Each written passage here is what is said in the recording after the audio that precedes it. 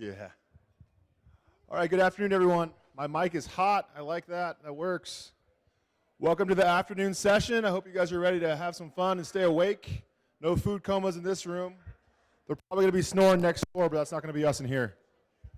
So before we get into the panel, we'd like to thank our sponsors for this. It's M3 Engineering. Thanks, guys. And we're going to go ahead and get started. So please and sit back and relax, and we're all going to stay awake. Thank you, Chris.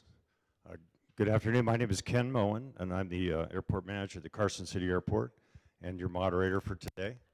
I want to introduce the panel real quick, and we'll get into what our session is. Kevin Smith is the airport manager at Truckee, Tahoe Airport, and he's a BYU grad with a master's degree in planning and resource management. And then Mike Pier is the airport manager for Monterey Airport. Mike has a bachelor's degree from Rockford College and has been in the aviation industry for quite a while. And then my friend in the middle is Paul Hanna. He's a aerospace engineer, graduate from University of Minnesota with engineering degree, and as well as you'll discover quite versed in airport operations. Our session today is really about when you get a letter perhaps from the FAA that starts something out like, "Dear Mr., we regret to inform you," no, it actually says something to the nature of, "When reviewing, we discovered," and they want a response from you. So when I took over the airport management at Carson City Airport, the board asked me about this problem. And it was determined to have insufficient visual references at night with regard to surrounding unlit high terrain, and therefore they put a restriction on nighttime instrument approach operations at the Carson City Airport. As the seat of state government, they deemed it important that we have the ability to operate after sunset, and we may have 95% of VFR weather, but we do have night every day. So in that instance, we felt it was critical to look into mitigating the nighttime instrument approach restrictions. So Carson City sits up against the north part of town. There's high terrain to both east, west, and north. There is lower terrain to the south, and thus the circling maneuver is generally conducted in that manner. The big takeaway from the data was that it was not usable beyond 2 miles from the runway threshold, and the glide slope to the west, or the PAPI I should say, is a higher angle than normal and is not usable at night anyway, so their only option would be to the runway 27.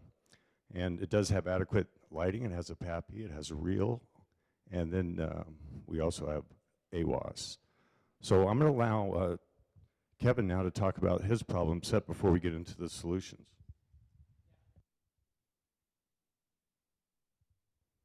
Test? Oh, there we go. Yeah, so, oh, thank you. So the Truckee Tower, we're up there on the North Shore of Lake Tahoe, and it's funny because we actually don't want night operations. I think it's great if they want to go to Carson or Reno, but we're a kind of an interesting changing community over the last 15, 20 years, very high intensity of resort and tourism traffic at our airport, and it's very seasonal. So over the years, we've as an airport tried to figure out how to respond to the changing community around us, in that the community for a long time was perfectly fine with a certain level of traffic, but then as we've just grown, there's been some that aren't sure that we need more jets and more traffic, but yet others depend on it for their livelihood, and so it's kind of created an interesting mix of dialogue in our community. And so what we've done recently is tried to identify some solutions and strategies to respond to that growth, particularly with getting positive control of aircraft, because the airport sits in a bowl, and about 10,000 feet as aircraft are approaching our airport, Oakland Center can talk to them, but they can't see them. That's caused some issues, including some incidents and accidents where people get lost in that bowl, particularly during the winter, and end up in the mountains. And we've tried to figure out some solutions and tools for safety, as well as how to move airplanes to places that we would like them and places that we don't want them, how we can encourage them to go there also. And so that's kind of what we're going to talk about. I guess there's my, just a little bit about the airport. I'll be very brief, but the airport was actually, we've never been a military airfield or owned by a city or a county. We were actually created as an airport district. We're one of 9 in the state of California. Monterey Peninsula is, I think, the largest in our family of special district airports. We've taken the eastern portion of Placer, Nevada County. You can see there's 500 square miles in our airport district, and we collect property tax from all those people. And that provides a lot of resources, and one of the things I'm going to talk about a little bit later. We have about 35,000 year-round residents. That can balloon up to 150,000 on a holiday weekend. About 40,000 annual operations. We have everything. So I'll have a trike take off, and then right after that, I'll have a Global Express land after him. And so we're trying to figure that out. We have a skydiving operation there, and we have a flight training and a glider port, a very active glider port. So we mix all those things together. Yeah, just that's, a nice looking ramp there.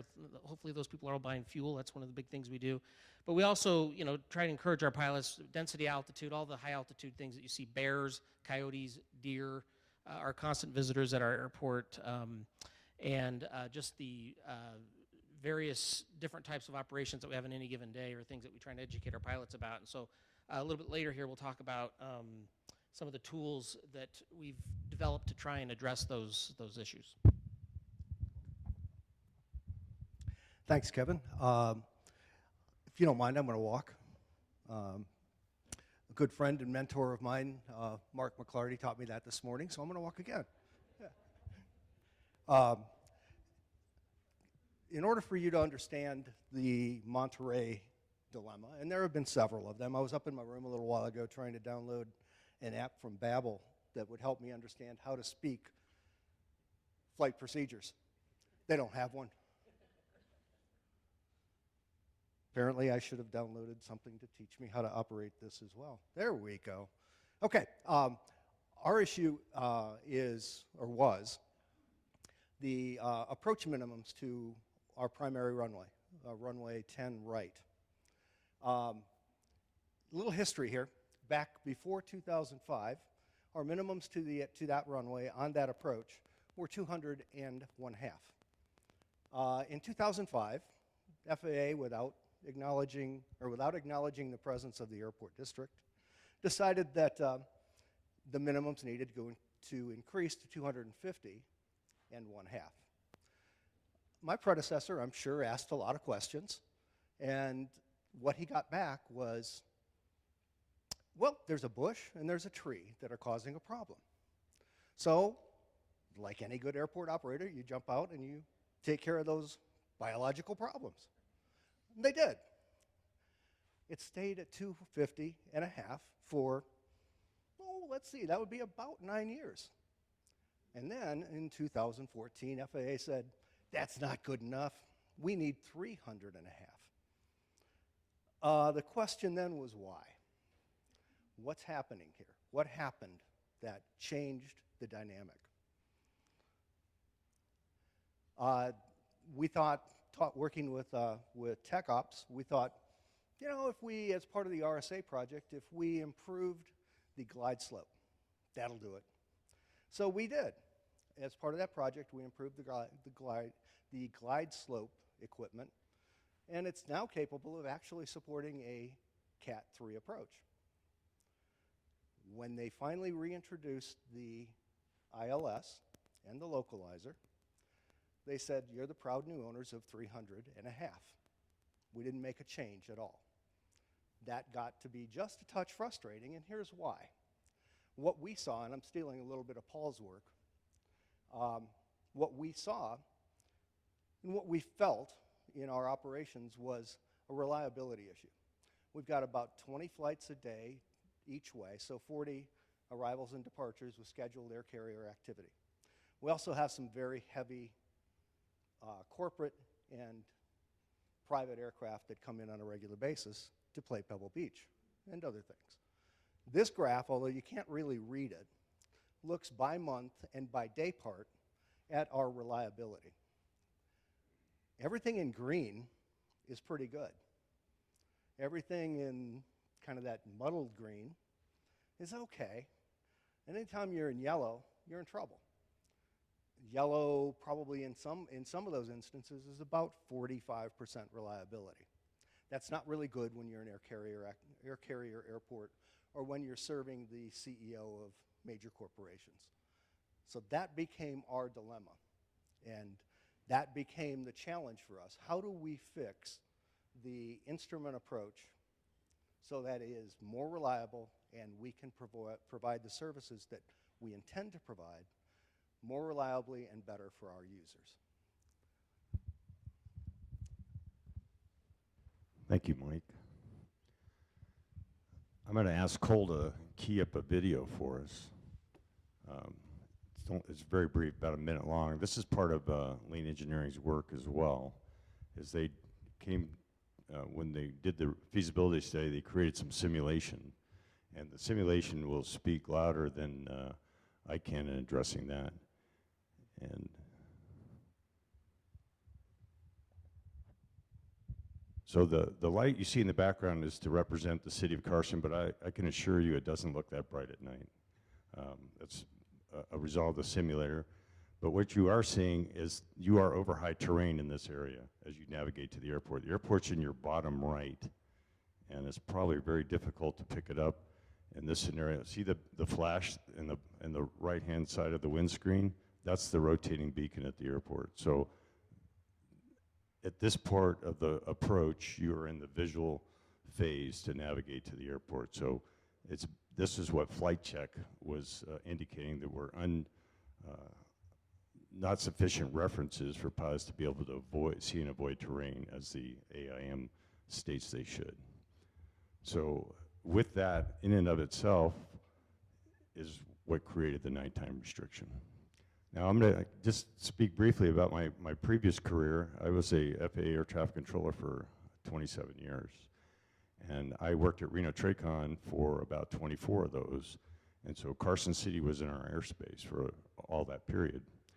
And what would normally happen in both night and instrument conditions is that pilots who were familiar with the area would cancel the approach and then try to navigate on their own. If they're unfamiliar and they cancel the approach, it usually resulted in somebody coming back and saying, we're unable to complete the approach, couldn't find the airport. I don't want to point out anybody particular operator, but if they were instrument conditions, they would start the approach to Reno, get underneath the ceiling, cancel over Washoe Lake. Well, there's a hill between Washoe Lake and Carson City. So, but if you come over the roadway, you can hit the saddle and then try to navigate to the airport. In other words, it was not a good procedure. And so what became critical in this function is that Nevada is prone to the Washoe Zephyr, which is a strong wind condition that comes over the top of the Sierras. And as part of the Zephyr, there's a lot of turbulence. If anybody's flown into Reno, it generally is, the statement used to be things like rougher than a cob, or we call that moderate. If we really wanted to, we might even say it was moderate severe. So that kind of turbulence is not unusual. But what happens at night is when the sun sets, that those wind conditions depreciate immensely. So we have a similar chart. I don't think I included it in this PowerPoint that Lean Engineering did, that demonstrates the heat map that Michael pointed out. And after sunset, a lot more green appears on that map versus prior to sunset. So it's not so much that we are trying to encourage nighttime operations for the sake of having nighttime operations.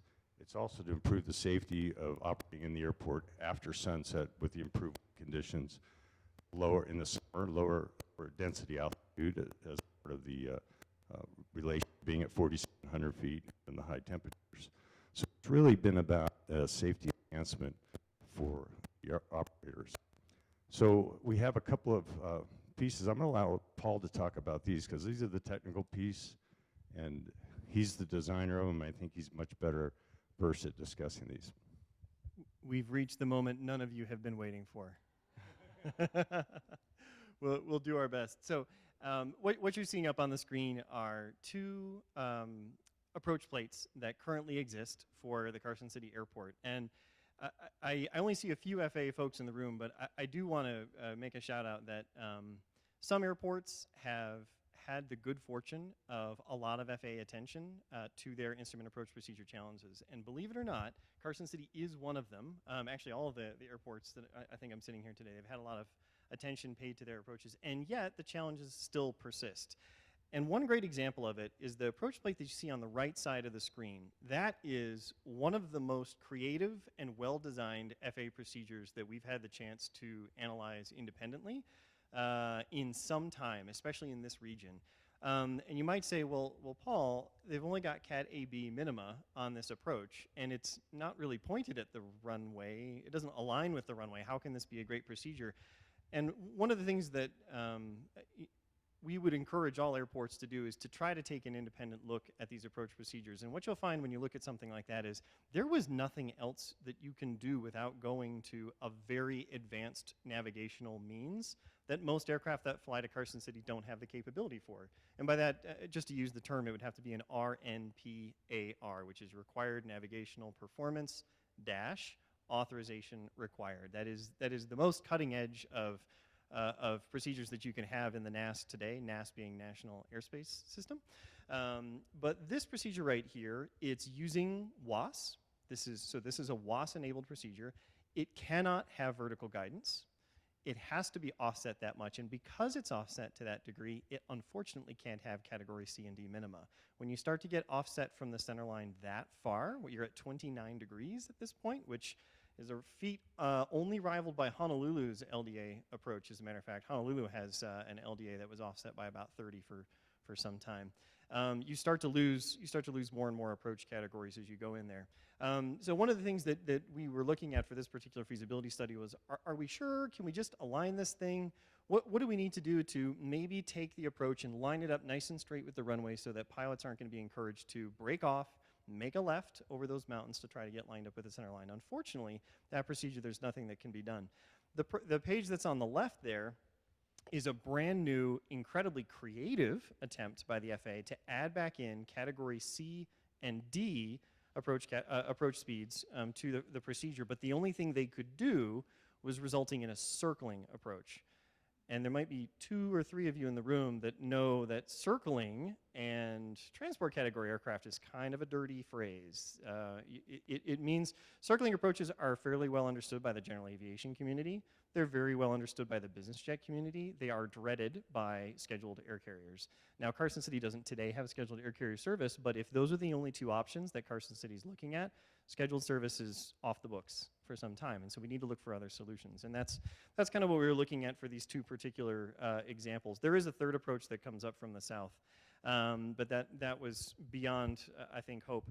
So what we did was we took the feedback that was coming from the flight inspection team, and even though the words were written in English, hopefully readable by most, it does take a little bit of additional interpretation. Some of you may represent airports that have been termed black holes. That's a horrible phrase to see on a flight inspection report. It's a real phrase, as a matter of fact. If you see Colorado airports, it's not uncommon. I hope, oh dear, Truckee did get that one too, sorry. So one of the things we want to do is look for solutions to eliminate the black hole. And what you see on the graphic here is we're looking at the final approach path. In blue, that's that beautifully designed localizer performance without vertical guidance offset approach. The white one is us getting a little bit creative and coming up with an RNPAR, required navigational performance, authorization required, test at the end, take notes, just kidding, approach to see how far could they go the other way in the future? How far could an aircraft go away from the current area? And let's look to see if there's a solution out here, because what we want to do is come up with some type of solution that's 1 part flight procedures and maybe more related to lighting that keeps the aircraft away from that terrain, that discourages aircraft from just breaking off, flying over the big dark mass that we see south of those center lines. So we need to be aware of where those procedures are. And what we did was we started looking in those areas that you see 1, 2, 3, 4 for what we're calling an extended approach lighting system. That's a very intentional term because approach lighting systems are available for federal funding. So an extended approach lighting system, of course, is available for federal funding. And the technology that you use to put an extended approach light system into that area is called a lead-in system. And when it comes together in a combination, the new term is a runway lead-in light system, RLLS. And if you've never heard of them, I don't blame you. There are not many in the United States, but they're an approved next-gen tool to enable pilots to separate from terrain and also to deconflict from other airports and that kind of stuff. And so that's something that we were taking a look at that you can see there on the screen in those 4 areas. And this is a part of a feasibility study, and I cannot underemphasize the word feasibility. And the timing here is fantastic because it's being incorporated into a master plan. And this is something I want to encourage, and I think the other folks sitting here on the panel with me would agree. There's never a bad time to look at flight procedures at an airport. Never. You want to be thinking and breathing them because everything you do, be it vault sizing, be it a taxiway safety area, be it an enhanced detection system for ADSB or something like that, these are critical investments that will affect your ability to safely bring aircraft into and out of your airport. And so what we're looking at here as a feasibility study to a master plan are different examples of a lead-in light system. And in this particular example, there's an unintended benefit because of the terrain that this might become the first lead-in light system that actually has a vertical component to it. Most lead-in light systems are flat, but because of the positioning and the terrain on this one, if a pilot were to say get between the 2 little prominences that you see on the right side of the vertical diagram, you'd have to discontinue the approach because you couldn't see the lead-in lights. But if you didn't see the lead-in lights, that means you're below the hill. Get out of there. So there's an additional level of safety that actually gets added by a system like this, and just doing a little bit of extra poking around. So, Ken, I'm happy to cover the study results there, if you'd like to jump in. Please do, Paul. Oh, sure. So the feasibility study here for Carson City is, just looking at an approach light system that is supported, although there is not a lot of criteria for them, so it takes a little creativity and some good electrical engineering support from folks on the team. Yes, there's a solution. Then there are 2 benefits, nighttime operations, but yes, this safety benefit that Ken mentioned, enabling aircraft to get away from the Washoe Zephyr period in the afternoon and make stabilized approaches at night using a fairly common light system that could be trained by pilots, that has a huge safety benefit, which is important when you're seeking enhancements to your airspace. The cost right now, because we're in a feasibility study, it's somewhere between $3 and $5 million. And I don't want to make that sound like a small amount, but in the scale of redoing runways, taxiways, this isn't significant. Typical ILS installations can be somewhere in that neck of the woods as well after ground enhancements and land acquisition is completed. But the fundamental question here is, will the FAA approve nighttime operations? And that is still to be determined. We are actively working with the FAA on this particular proposal with tremendous support and interest because there are other solutions like this in the NAS, in particular at Juneau, another state capital that needed this kind of safety to be applied. Thank you, Paul. And this is a unique opportunity in the fact that a master plan study was already underway. So when we, as a board, approached this last fall about seeing if we could mitigate this issue, we were able to slow the process to allow the feasibility study to be completed and to be able to include this not only in the draft master plan, there's a technical report that's going to go with it, but also to include it on the ALP, as you know how critical that is to get any funding. The other thing is the airport is also going through a strategic planning process, as you heard yesterday, and so we were able to dovetail these 2 studies together with the strategic plan and how we want to proceed as an organization. In the spring, we were able to attend the LA Western Airports Conference and had the opportunity to share this not only with the ADO, we also were able to sit with one of the procedure specialists out of Washington and share a dialogue back and forth. They saw the full presentation that we provided to the board. And so this has opened up this conversation that Mark McClarty talked about today, about getting to know those folks that can make those decisions. How do you package it? How do you present it? What's your financial data look like? And so we've been rolling that all out together. At the Boston conference, I was able to get a few minutes together with Kurt Schaefer and be able to share this same discussion with him. He's the Deputy Administrator for Airports, or Associate Administrator for Airports. So we've kept moving this up the ladder and as far as the discussion piece. And so I did add purposefully here, I was hoping Mark would be here, to say, why wouldn't they fund this? And as a state capital, granted, we're in the catchment area for Reno, Tahoe. We're about a 30-minute drive away. But the state does a tremendous amount of business, and primarily the two routes that they connect is Carson City and Las Vegas through Reno. So the state sends people back and forth. The casino, the resort properties need to come to the gaming regulator, which is in Carson City. And so there's a tremendous amount of business activity that takes place from that. To eliminate that transport between Reno and Carson, both by car, going through, whether you go through on the commercial side or you go on the GA side, there is some cost benefit for the airport in that manner. So I'm going to ask Cole to show this portion of the video that represents the lead-in light display. And you can probably pick that up pretty well without me pointing it out to you. But these lights are baffled. So if you were offset from the center line or the center of these lights, you would not pick that up, which is also one of the requirements from the FAA folks, because you don't want some guy navigating out there and be able to think that he can line up with that, and he's not on the approach, and then utilize that as and get himself into trouble. For the people on the ground, these sites start about 3 miles out. So there's some land leases involved. There's some infrastructure issues that are involved. Fortunately, about 2 miles, there's some access to underground power, and about the third point, there's some above ground power that's pretty close. So you can see as you navigate closer to the airport, the lights do give you that direction, and at the end of the runway, we put in a medium intensity approach lighting system. And so that's our proposal. And we think that this is something that would enhance safety. It's important to the national airspace system as part of a seat of government. And we believe that this is the next phase for us as to why won't they fund it. So I'm going to turn this back over now to Kevin to talk about his set. Yeah, thank you.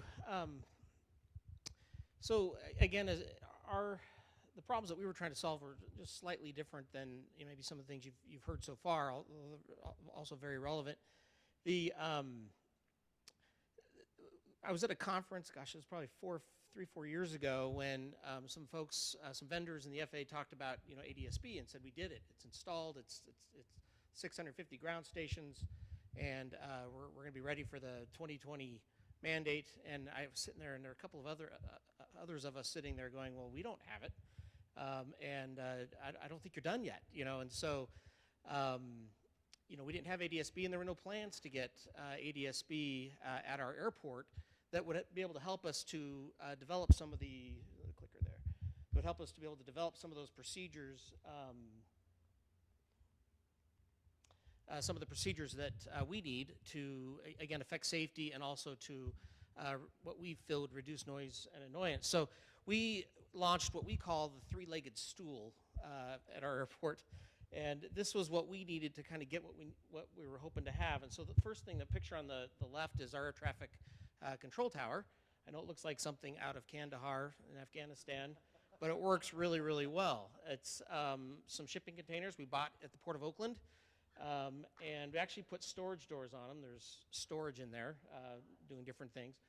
And then Midwest ATC brought in a tower, that cab on top, and we stuck it there, built a $40,000 staircase up to the top, and it's got an air conditioner, and we turned it on, and we've got controllers in there, and they've been using this now for about 3 years. And that was the first piece of that. And that was actually a lot of coordinating and a lot of work to get it done, but we felt like we got a lot of support from the FAA.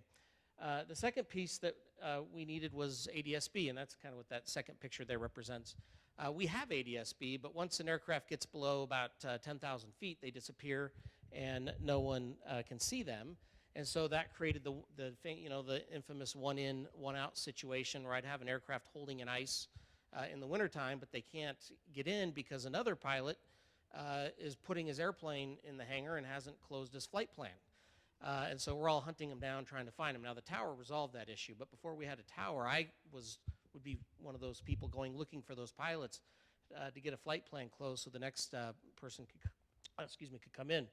And what that's done, getting those two pieces, and I'm going to talk a little bit about ADSB, is it allows us to develop procedures. And that one there on the right is a new procedure that actually just was approved. It's, we can't use it at night. But it's a new procedure that was developed to try and bring people in over directly from the west rather than bring everyone in from the north. And we've had one of our procedures conflicts with some of the procedures that go in and out of Reno, which we were not able to use. And that's another piece is I think if we could all see diagrammed what's up in the sky and all these lanes and all the airways and everything that's up there, I think it would just amaze us and how they have to deconflict that when they start working on these procedures. So ADSB, that's what it looks like. That little antenna costs $1 million. And we're just getting about ready to write the check for that, and there's actually 2 of them. But ADSB was a really important thing, not just for our ability to create and devise visual approaches and new instrument procedures, but it also made it so when the aircraft are in this bowl, the Martis Valley that the Truckee Tahoe Airport sits in, that they could see each other. Because again, I've got skydiving, we've got gliders, we've got everything moving in that airspace at the same time on a busy Friday afternoon in July, where we may have 30 to 70 jet operations that are also coming in right in the middle of all that. And the ability for all those aircraft to see each other is a big deal to us and something that our community supports that we're working on. These folks down in the bottom corner, the air traffic controllers, are very important in that because they had to be involved. One thing that we didn't realize when we started that process is that we had a lot of support from Oakland Center, Sector 44, the wedge they call it, because there's this wedge that no one can see in, and it includes our airport and includes South Lake Tahoe. The workload there was difficult when they're talking to aircraft, particularly in the wintertime, but they can't see them. So they loved our solution as we talked to those folks. But the National Air Traffic Controllers Association had to also get involved and approve the added workload that putting in ADSB and surveillance would require, because it at times requires an extra controller on that dish at the Hayward Oakland Center at their facility there.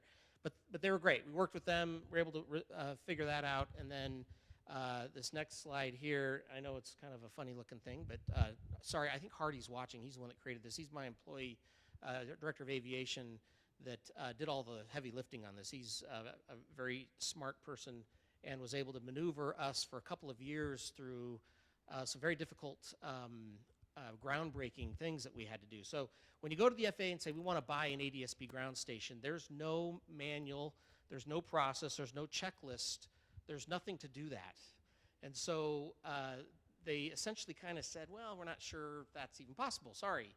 Well, that wasn't really a good enough reason, and so we started involving our lobbyists that we have in Rosemont Strategies. We involved some of those folks, and then also working with our congressman and being able to get in some doors, and people started talking to us about it again. But what happened out of that is a reimbursable agreement, and for those of you that know what that is, that's not us paying for something and the FAA paying us back. It's the opposite, saying, yes, we'll work with you on that, but you need to pay us for our time. And so we did a $40,000 reimbursable agreement to do the initial acceptance and get a contract together, and we had to pay an additional $60,000 to Harris for their initial acceptance for them to look at how to bring ADSB to our airport. So after that was approved, and that happened right at the beginning of 2018, we started on the service volume design completion, and that involved a whole bunch of federally funded research and development centers, I think is the official term for that. That's Volpe, MITRE. I don't know if anyone's heard of those folks, but they're the folks that do a lot of the, I mean, you can probably tell me who they are better than I can, but they're the folks that the FAA uses to find out if what we're asking to do is possible, how to add that additional surveillance into the National Airspace System. And so we got through that, working with all of those folks in the ADSB program office. Then we went over to Harris, kind of the same thing as we worked with them, and Harris was very supportive and liked what we were trying to do, and felt that there may be others that want to do that. If you don't know, Harris is the FAA contractor that built and installed all the ADSB ground stations across the United States, and they maintain them too, I believe. They go through that whole process. So then we went to the final design engineering, site leases, contracts, payments to landowners, things like that. We're kind of in that process right now. You can see the spring of 2019, Luckily, the only ground lease we need is on the South Lake Tahoe airport. So that's a city-owned airport. They've told me they have no money, but they would let us put one of these antennas on their airport, which provides ADSB service for their airport. So that's kind of a good thing, and we're happy to provide that coverage. But that has to be filled in. The Lake Tahoe Basin has to be filled in order to meet the needs that we have at our airport. So we're now into this, our board of directors at our our June board meeting went ahead and approved the $923,000 expenditure to purchase the ADSB ground station, and we're now working with Harris on installation, and then it's going to have to go through flight test. It's going to have to go through certification and all the different things that you need to do to be able to feed that data into the center, Oakland Center, into the controller so that they can use it. And essentially what that does is just, this is kind of what we're hoping to get. I have a model of this, and they're kind of big files, so I didn't bring them to show you, but we've done flight procedure testing off of all of our runways. We've actually flown these, and then we've modeled them. But that's the noise signature from the aircraft that are using these procedures. So we currently don't have departure procedures to the east where nobody lives. All of our departure procedures are to the west where everybody lives. And so trying to move those airplanes to an eastbound and then north departure where there's not a lot of residences is one of the things we're doing. Lake Tahoe is about 10 miles to the south of this picture. Donner Lake is the little lake there to the side. Interstate 80 runs right through the middle of that picture.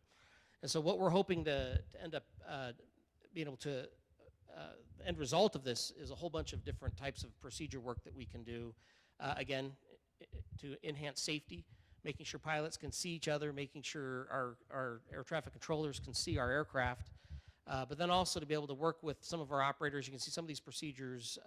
One of them is a special procedure we developed with NetJets to bring their aircraft in over Lake Tahoe and then down around and land at the airport. It's a very efficient approach, but these are day visual approaches, but also avoids flying over anyone's home. And so that's kind of this middle procedure right here. We call that the Lake Tahoe VFR, RNAV visual arrival. Without surveillance and without an air traffic control tower, you cannot get visual procedures approved. And that's, again, this three-legged stool piece that we've been working on.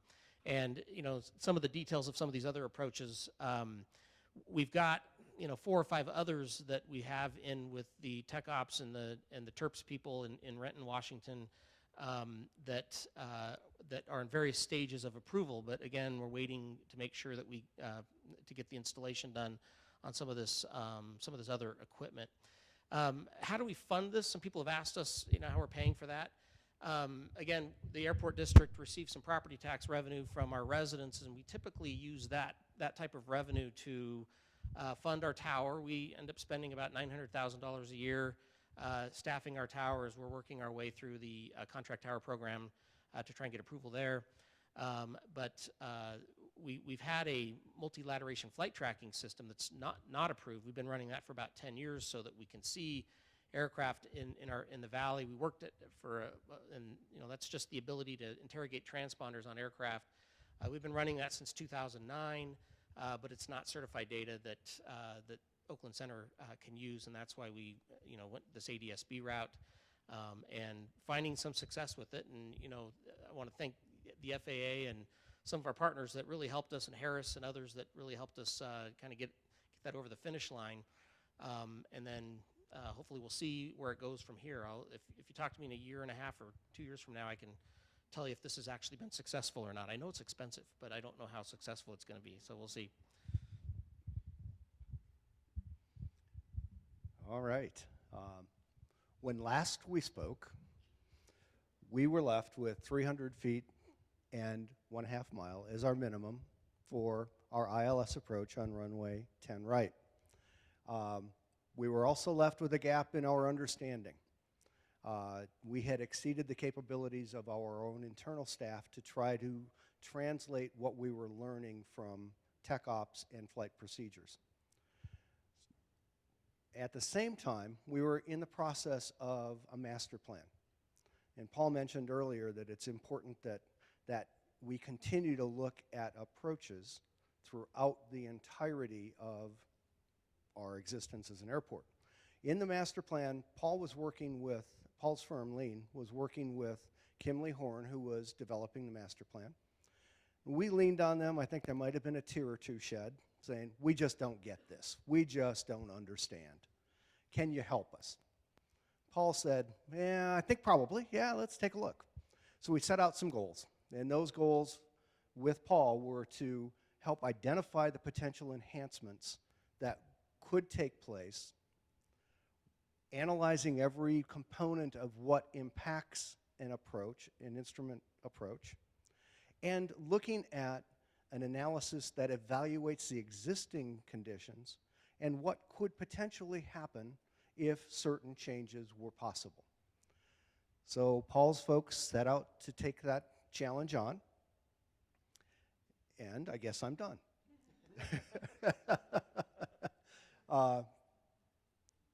There we go. We're getting back. One of the things that they found, obviously we did obstruction, elimination, and mitigation. We do that all the time as airports. We looked at the equipment. We talked earlier about our enhancement of the glide slope to help assist in improving our minima. We did some lighting projects associated with the runway safety area project as well. And then the key part was, after all of that analysis and after everything that we did in terms of infrastructure, Paul's team went about developing a procedure redesign. And they looked at a lot of the components that are associated with that. They looked at every component that's associated with that. They looked at course adjustment. They looked at step-down fixes. They looked at missed approaches. Stumbled on this one. Missed approach was probably the biggest problem with reducing our minimum. What happened between 2004 and 2018? Well, it looks like we grew some mountains. It must have been an earthquake that nobody knew about. But FAA determined that some relatively tall hills were the reason that we had a minima issue. Paul's folks actually determined that. Paul's folks then worked with FAA to determine next steps. How do we fix that? Because clearly we're not going to go out and buy the hill and knock it down. Probably would be eligible, but try that one, Mark. Yeah. So they looked at a couple of things, but the missed approach was the most important part. They developed a new missed approach based on, with FAA's concurrence, developed a new missed approach procedure that avoided those obstacles. With that move, FAA said, okay, we're going to go back to 200.5. Not only are we now at 200.5, there's a clear path based on the work that was done, a clear path for us to decrease our minima even further, maybe down to 150.5, maybe down to 100.5 with a special Cat 1. Throughout all of this, what we learned was the most important component, beside having people who speak the language, was to develop the relationship. We had never previously had a good working relationship with flight procedures. Tech Ops is located on the airport. We enjoy pizza once a month. It's not a big deal. We know everybody. And they were helpful, but they couldn't take us over the finish line. We didn't understand flight procedures the way that Paul's team did. They were able to translate for us. They were able to do this work and effectively accomplish what the board had set out to do in 2005. That was bring our minimum down. Now, why is that important? Remember that earlier map, that earlier analysis that was done regarding reliability, particularly on the right-hand side. If you look at where we're at, is that the right slide? It is. You see a whole lot more dark green there. Our reliability improved dramatically as a result of this. Our community serves about 7 million visitors a year. A good portion, not a good portion, but a portion of those come through our airport. The ability for us to serve that component better is good economic development opportunity for the community. And that was the original intent of the board when they set us on this path. And it was the result of some hard work on the part of Paul's team, some visits to Seattle and others, and we finally were able to accomplish what we set out to accomplish, which was improve the minima. Thank you, Mike. I think there's a couple of keys that connect all three of these stories, and that's why I've particularly found this of interest as a panel discussion, because I'm sure there are other airports in the audience today, but also here at the conference, that have similar issues where something arises in your daily operation that didn't exist before. Now it's a problem set for you, and how do you solve it? Reno's going through something similar with a runway reconstruction project, and how do they associate the when 16, right, the primary runway's down and the ILS, they need to have an ILS stood up for the left. How do they step through that? So that takes some analysis. I think Tucson's going through a similar process now with a new runway and an issue with Davis-Monthan and taking an old runway and bringing that over onto the civilian side. So I don't think any of these situations are unique. What I do think that they point out and they detail is that as the operator, as the airport sponsor, you have to find the solution. The regulatory agency is not going to come to you and go, hey, we found a problem, and this is what we think you should do. That's not their role. In Mike's case, one of the next-gen approaches made a big change to his community, and that wasn't rolled out in a fashion where it was in a news release. It wasn't a briefing that was done to the community. Mike, do you want to touch on how that impacted you? Sure, happily. While all of this was going on, FAA decided that they also needed to realign our GPS approaches, both of them. Didn't go through the public notice process, didn't go through the environmental process, just did it. And didn't tell us. We were never involved in the discussions. We found out after people that had never called us with noise complaints started calling us. So we did our forensic analysis and figured out that, hey, they're flying in a different direction. What's going on here?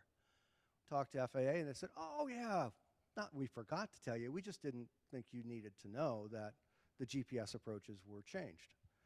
In fact, what happened was the GPS approaches, while they are very accurate and they improve the efficiency and reliability of the airport,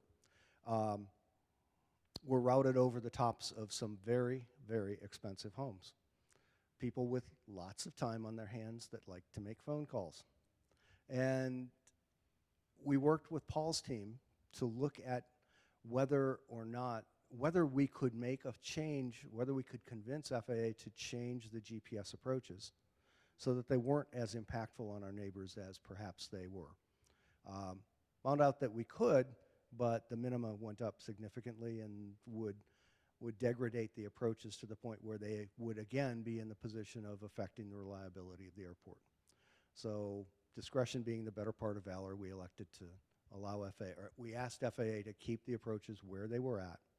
But we made a deal with them. We said, don't use it all the time. Use it when you need it. Don't tell people you got it.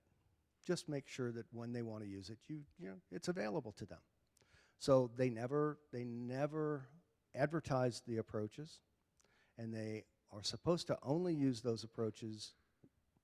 They're only supposed to advertise when the approaches are dictated by weather conditions. But they also gave us the caveat that if a pilot asks for it, we're going to give it to them. Okay, so we didn't quite win the day, but now that people know that they're there and now that people are accustomed to flying it, they are still the noise problem that we were trying to avoid, but there's really not much we can do. We made the decision that operating an airport in a safe and efficient and reliable manner was more important than avoiding a few phone calls from neighbors, who, by the way, we own navigation easements over. So, Thank you, Mike. I want to direct this next question to Paul. And Paul, in his role, sees a lot of unique stuff from different areas. And the important part is that they have a nice, and this goes for all the consultants that have been here, both as sponsors and as exhibitors, is that it's this relationship that you have not only with the airport sponsor, but you also have with the regulator. And so Paul enjoys a relationship with the procedures folks, especially on this part of the country, but also in Washington, D.C. And so that's why when I first learned of lean engineering was at this conference last year in Sacramento. So this is I'm a poster child for going out in the exhibit hall, meeting a exhibitor, and in the end getting a professional services agreement with them to help solve a problem. So Paul, why don't you touch on a little, because you've had involvement in all three of our airports. Sure. So I can touch on, Ken, I think you touched on a really important point, that the relationship that you have with your FAA flight procedures team is maybe not something that's clearly called out in all of the standards and documents that you'd see in the airport's advisory circular, but it's absolutely critical. And I'll give you two reasons why it's important. And I'm not saying find a Paul Hanna to do this. You as an airport or you as a consultant team can reach out to the airport. It doesn't require a filter additional analysis. But the first reason is that the flight procedures people, they are there to help you as best they can. You can't ask them to solve your problems, but you can ask them why you have problems, and they are going to work very hard to solve that problem with you to the best of their extent. And one of the things that you can do to make their lives a lot easier is to set up a regular review of your airport layout plan and your obstruction information with the FAA flight procedures team representative that you work with. Now, that's been a bit of a challenge out here in this region because there have been a lot of changes to the flight procedure team here regionally. They're human beings just like us. They seek promotion, they seek advancement, they seek to not have 30 days of having their pay docked when partial government shutdowns show up. They're human beings, and so some of the knowledge that they have about your airport in this area goes with them as they get promoted up and over. And why that's so important is the regional representative, the folks that sit in Des Moines, Washington today, they have a view of your airport that I would guess many of you don't understand is there, and it is different, and it is old. Every time you do a VGA survey collection, it takes months, if not years, to make its way to that flight procedures team, and today, the FAA does not have a process to remove the old data. It's not there yet. They're working on what's called an authoritative obstacle database. This is growing.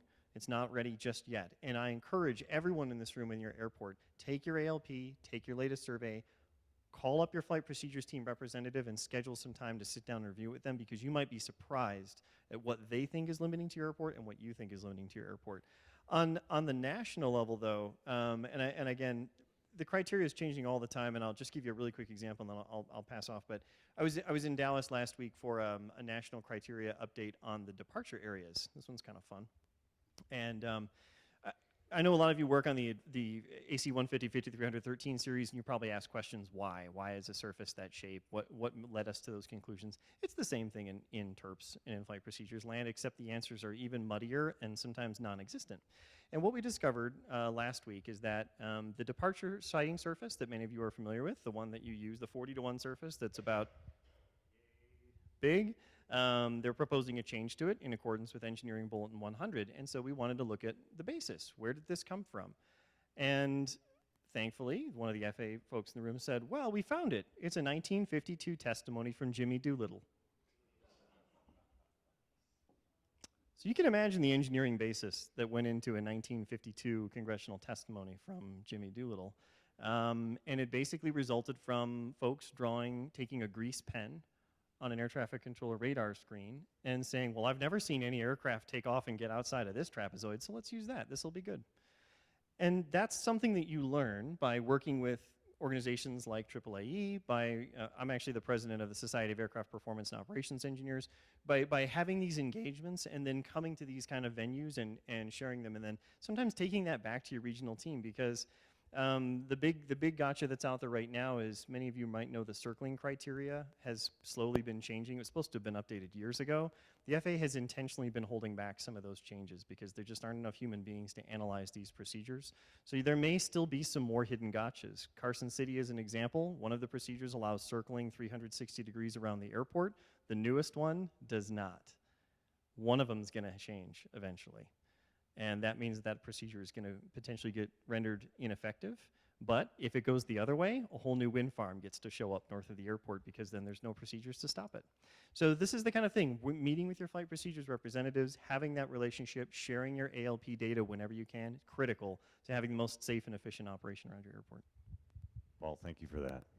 And I want to tie the last piece in with Kevin, and the connection with Kevin and the Truckee Tahoe Airport District is it's a very community-driven district. And Kevin, you guys are really involved in the community relations piece with your airport. And Yeah, you know, when you, as I mentioned earlier a little bit, the property tax that we collect is a blessing, and it's also a obligation, in that, you know, people, and as they should, they feel strongly that they should be able to have a voice and opinion of what the airport does and doesn't do.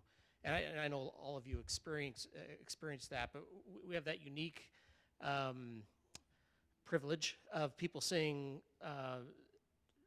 their property tax going directly to an airport, some of which don't know why, they have no connection to us, and they would like us to give that money back because they don't use the airport. And in California, it doesn't work that way. We don't, you know, when I worked in Utah, we could do a truth in taxation hearing and we could give money back to the taxpayer. And in California, it doesn't work that way with Prop 13 and other, you know, how the state works. And so we work really hard to try and have something for everyone and bring people into the airport as much as we can through a lot of our activities that we do. And as we, you know, as we were talking about this ADSB and the air traffic control tower, it was amazing how many people, when we started talking to them, that the question they said is, you don't have that? That doesn't exist? You know, you don't have a tower? It's like, yeah, when you tell them most airports don't have a tower, they don't understand that. And so when we're able to describe and think about trying to have a public outreach campaign around ADSB, that was a very difficult thing to get people interested in this topic because we were spending so much of their money on it. And you know, it's one of the reasons other airports, you know, struggle doing it. I know South Lake, when we talked to them, you know, they really wanted to be involved. I don't know, is there anyone from South Lake here? They're a great group of people down there. But trying to talk about our region and how to, you know, get the system installed, the outreach piece of that was intense, and we did a lot.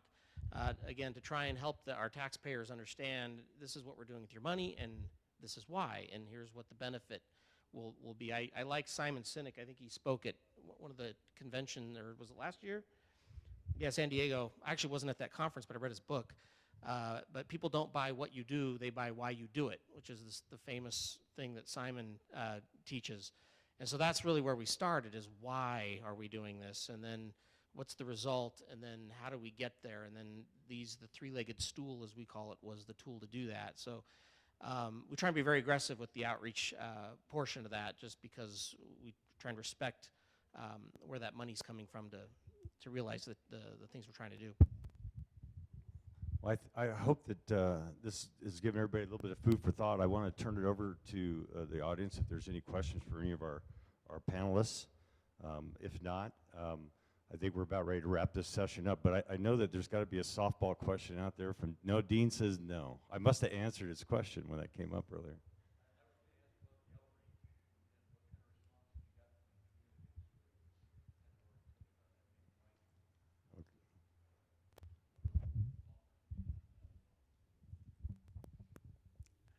I I'll read asked whether this had a delay feature so I could say what I really wanted to say without offending people. Our outreach really was was directed more at FAA, particularly with the GPS approach changes that were unannounced. And we really gained a lot of support and traction from the community when we acknowledged that they had changed and that that was problematic, and we said no one told us about it either. And we worked with the community in our discussions with FAA about why they made the changes, what those changes, what the impacts of those changes were. So I don't want to say that we gained favor in the community when we did that, but at least we helped them understand what had happened. Then we handed it off to Paul to see if there was any different way to approach this. When we did that, we also let the community know that we were studying exactly what they were concerned about. We didn't resolve the issue because of what I explained earlier, but at least we involved them and they understood, and I think that was really key for them. And on the Carson City side, we, as part of our strategic planning process, we did have outreach to the community as part of a survey. And we also had open houses associated with the draft master plan, and that was detailed on all those. And we did have specific questions about, does this mean you're going to do nighttime operations, which gave us the opportunity to discuss the safety aspect of it. We do have nighttime ops now. It's the fact that we can now do them much more safe, in a safe and efficient manner. So as we roll forward with this, as the FAA does fund this, I have belief in my heart that that's going to happen.